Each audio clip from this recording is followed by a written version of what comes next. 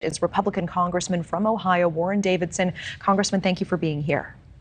Thanks for talking about this. Yeah, and Congressman, there were a lot of impactful moments during Wednesday's hearing. I do want to listen to a quick clip with you of one witness's testimony. The withdrawal was a catastrophe, in my opinion, and there was an inexcusable lack of accountability and negligence. The 11 Marines, 1 sailor, and 1 soldier that were murdered that day have not been answered for. Yeah, that's Sergeant Tyler Vargas-Andrews, referring to the suicide bombing that killed 13 Americans, several Afghans as well, amid the evacuation from the airport in the capital. What would accountability look like here? Who needs to be held accountable?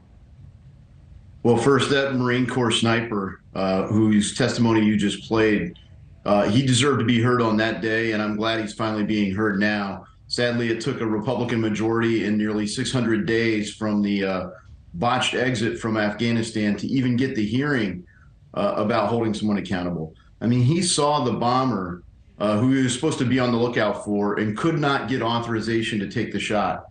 And that ended up costing him his right arm, his left leg. He nearly died, and he watched other people die. Over 170 others killed or wounded in that as well. So it's just horrific, the consequences of this. And there is no accountability. No one's lost their job at the State Department. No one's lost their job at the Department of Defense. But you look at the losses for these people, and it's real. It is a moral wound for our country to have exited in that way. You don't have to have worn our nation's uniform to know that first you get the civilians out, then you get the military out.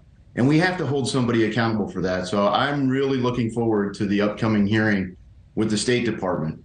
And we need to follow that chain of command and say, how do you hold these people accountable? Someone needs to be fired. Someone may need to be prosecuted, but we certainly need to take the lessons learned so that the people stop doing this. I mean, it's just a horrific moral injury to our country. And alongside these harrowing firsthand accounts of the withdrawal, we also heard several pleas for Congress to step in and help Afghan allies who aided U.S. troops during the war, but who are still stuck in that country today. What action can Congress take? What action should Congress take when it comes to that? Well, go back to that time. I mean, in August, at the end of August, I had dozens of blue passport holding American citizens info in my hands, and they were trying to get out of the country. When they would finally get a clearance to a safe third country, our own State Department was blocking them from leaving the country. We have to get answers for that. So, you know, now Congress can get those answers, and now Congress can continue to apply the pressure for all these allies who risk their lives. I mean, the data was turned over to the Taliban. We still have people trapped behind lines that we should have never left the country without them.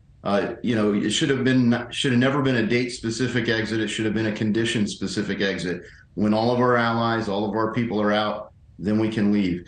And so we have to do that. And I think lastly, you know, I'm working on a bill that will make these people whole who spent millions of dollars trying to do what our country should do. So while the American government failed, the American people did not.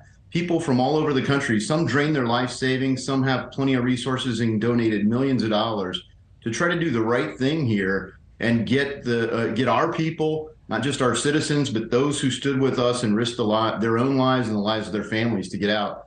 I think we should pay them back because this was a moral obligation of the United States of America and not something that any citizen should have ever been asked to do. And this initial hearing on the withdrawal happened to take place on International Women's Day, and can't help but see reports of Afghanistan saying that women there are facing dire straits, the Taliban essentially stripping rights away from them one by one. What should the U.S. be doing to help? Well, look, we certainly provided, 20 years of, I guess, showing hope for a different future for the country. So there are a lot of people in that country that know that they can live in a different way. And I certainly hope they can. We have a lot of nonprofits that are there. And, you know, it is a horrific situation, not just in Afghanistan, but it is a massively different culture. I hope they'll embrace some of our own values and more tolerance and certainly treat their women with more respect. It is really a very hard culture to understand as someone who's, grown up here in America and very at odds with our own values. Thank you for watching. Go to newsnationnow.com to find News Nation on your television provider. And don't forget to click the red subscribe button below to get more of News Nation's fact-driven, unbiased coverage.